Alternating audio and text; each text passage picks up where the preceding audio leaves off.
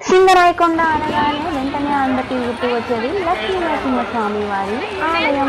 ఆ తరువాత వెంటనే అందరికీ గుర్తు వచ్చేది పాకల బీచ్. మరి ఎప్పుడూ జరగని విధంగా కనీవిని ఎరుగని విధంగా ఈ నెల 14, 15వ తేదీన మన పాకల బీచ్ ఫెస్టివల్ అయితే జరగబోతున్నది. ఏపీ రాష్ట్ర ప్రభుత్వం టూరిజం అండ్ మ్యారిటైమ్ బోర్డు వాళ్ళు అందుకోసం ముమ్మరంగా ఏర్పాట్లు అయితే చేసేస్తున్నారు.